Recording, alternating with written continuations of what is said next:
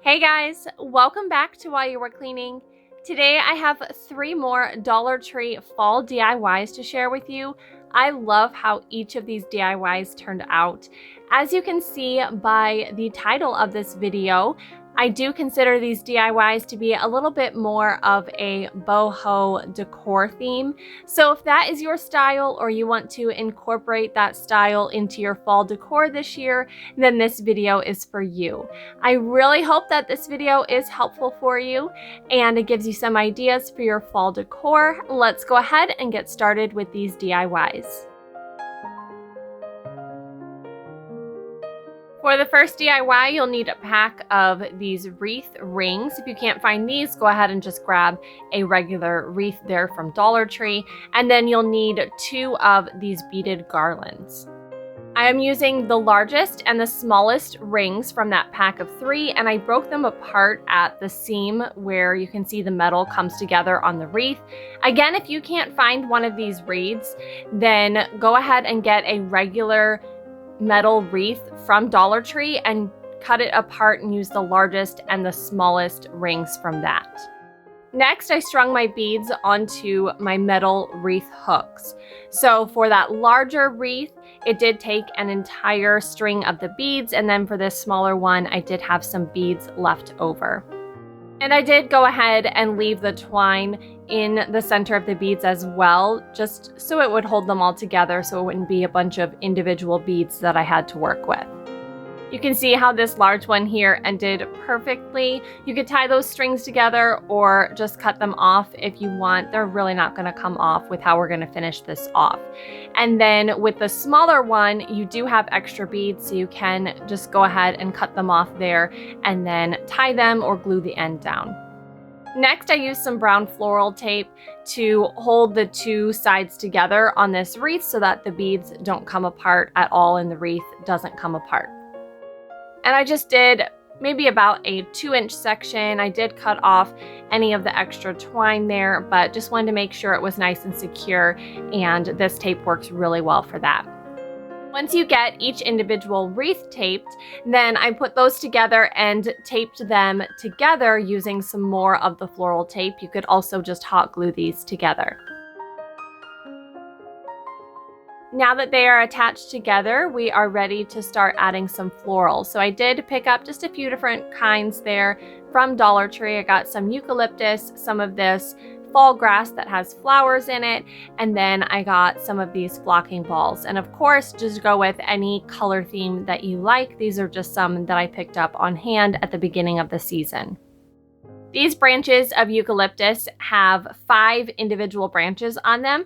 So I did 2 off to one side and 3 off to the other and folded them in half.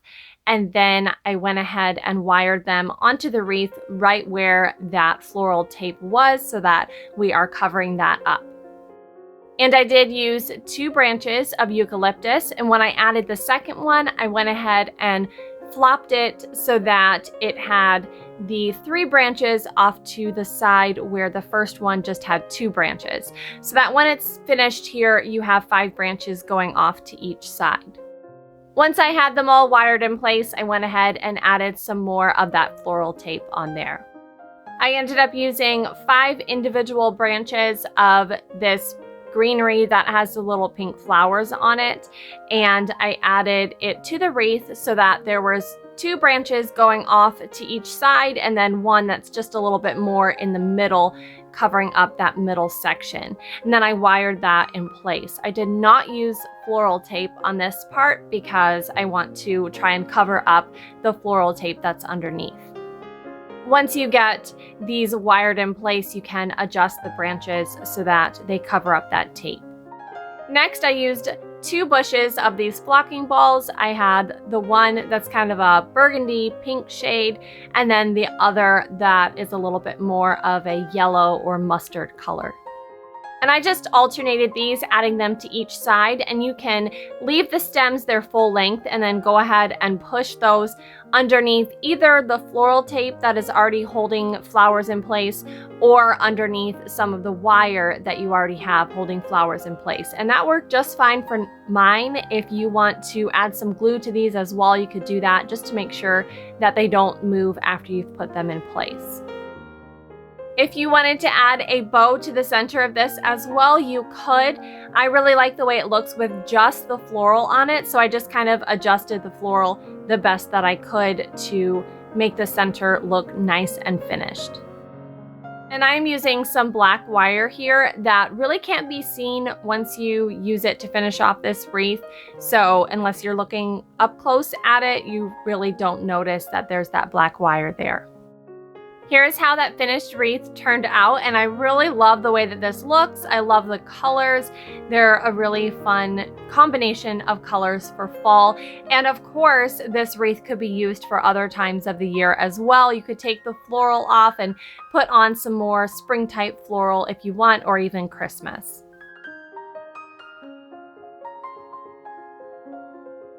Next, I'm putting together a project using some homemade salt dough clay.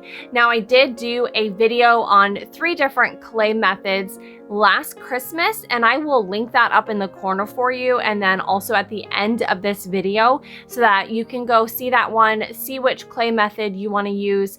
This one is just flour, salt, and water. I didn't add any spices to it to change the color at all because I am going to be painting these.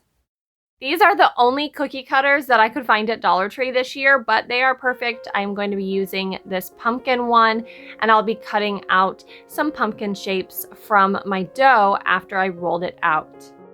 The dough is rolled out to probably a little less than a 1/4 inch thick, and once I got these first ones cut out, I did take that excess and roll it out again. So I ended up getting a total of 7 pumpkins from this one batch of dough that I made. And I did roll it out on top of some parchment paper. That makes it a little bit easier for you to get up, and it makes it easier to transfer it right into the oven on top of the parchment paper.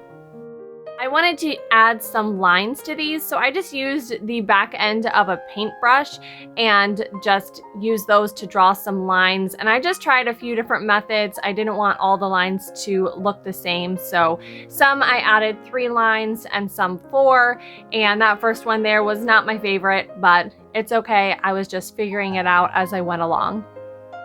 I baked these in the oven at 250 degrees for 2 hours, and that dries them out. You can also let them air dry.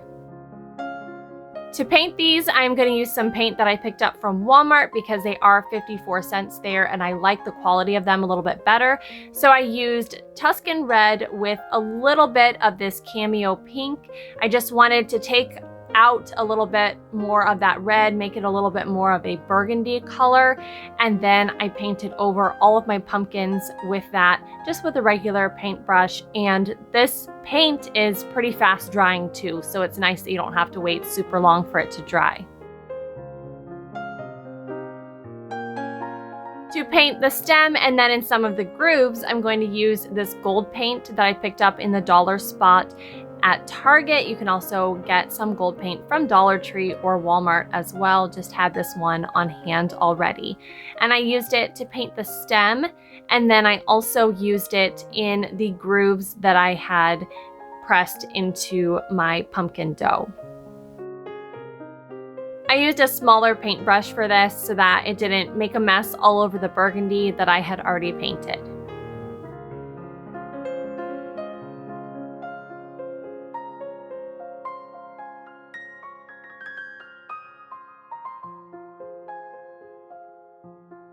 And then I went ahead and repeated all of these steps on the rest of my pumpkins. Of course, you can use any combination of colors that you would like. I wanted this DIY to match with the other DIYs that I'm putting together today, so that's why I went with the burgundy and then the gold. I thought the gold kind of looked like a mustard yellow color and just added a nice touch to have that gold color on there. I also considered just doing several different colors on these pumpkins, and I think that would look really fun as well. My idea for these pumpkins is for them to be a little bit more like a table scatter.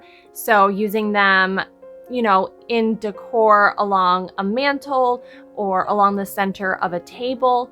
But you could also make these into ornaments, or you could string them together to be a garland. And to do that, all you would need to do is add a hole to the stem or towards the top of that pumpkin there before you bake them while they're still kind of doughy, and you can bake them out that way. And that's what I did in that other video that I'm going to link for you, so you can see how I added the hole if you watch that video. I'm putting these on top of my piano and combining them with a eucalyptus garland, some of that bead garland from Dollar Tree, and then this gold leaf lighted garland that I found out with the Christmas items this year at Dollar Tree.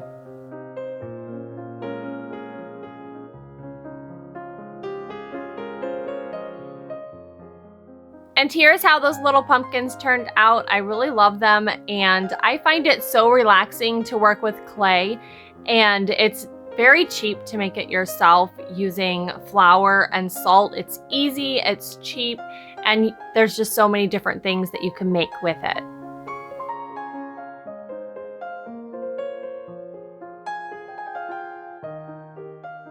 Lastly, today we're going to put together a yarn wall hanging, and I'm going to use the middle size metal wreath from that package that I used earlier, and then I picked up 3 different shades of yarn from Dollar Tree, and of course you can use any shades that you would like.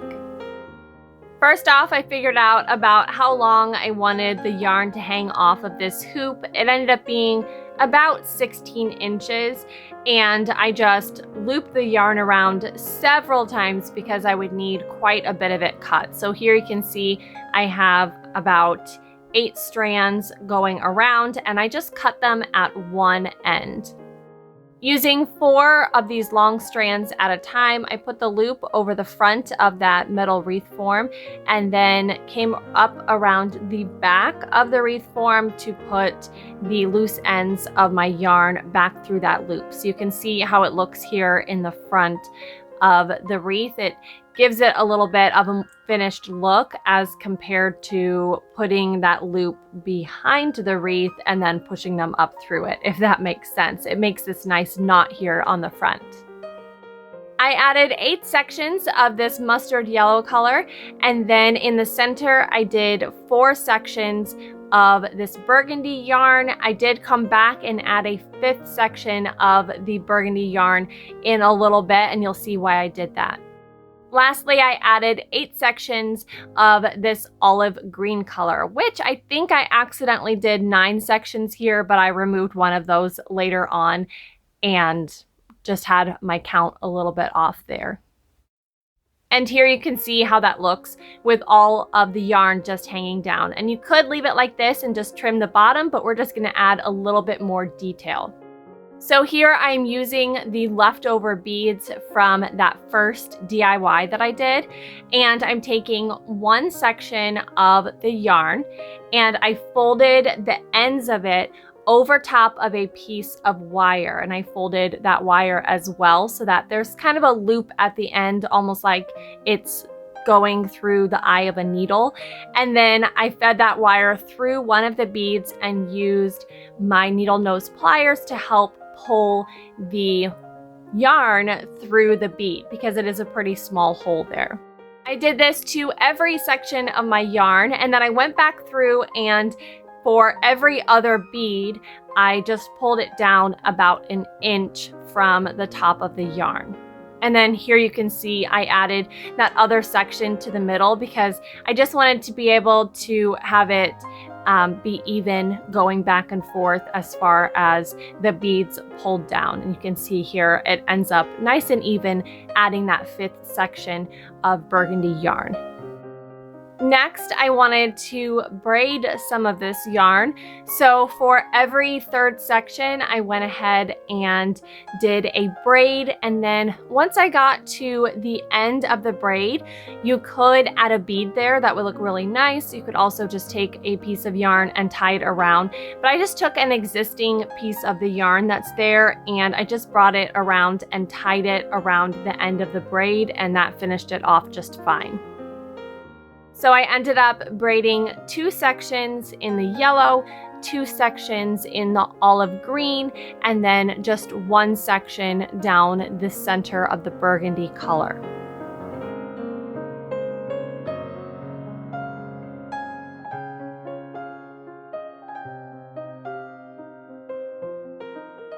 And because you only have 8 strands of yarn hanging down for each of these sections, when you braid this, you'll split it into the 3 sections to braid, but 2 of them will have 3 strands of yarn and 1 will only have 2 strands of yarn.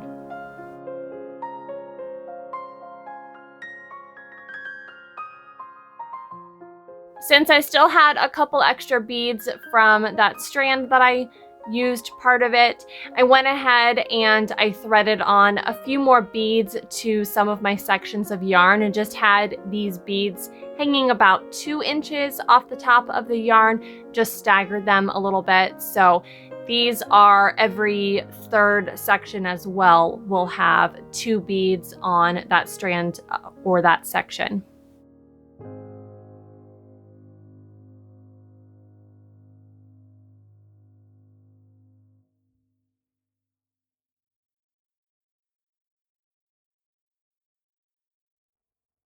I added that extra bead on 6 total strands, 2 in each color. And then here is a close-up of what the pattern looks like that I put together on mine. Of course, you can change it up however you like.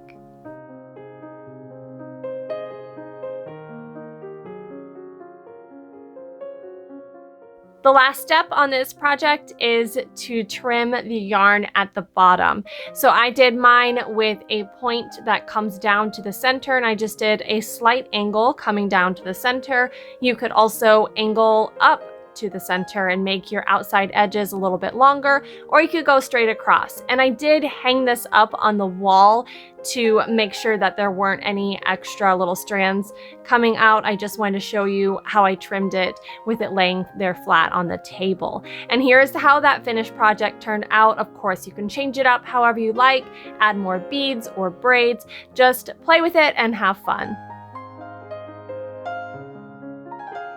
All right, so those are all the projects that I had to share with you today. Let me know down in the comments which of these projects you might try recreating, either for fall decor or maybe for year-round decor. I really love how each of them turned out.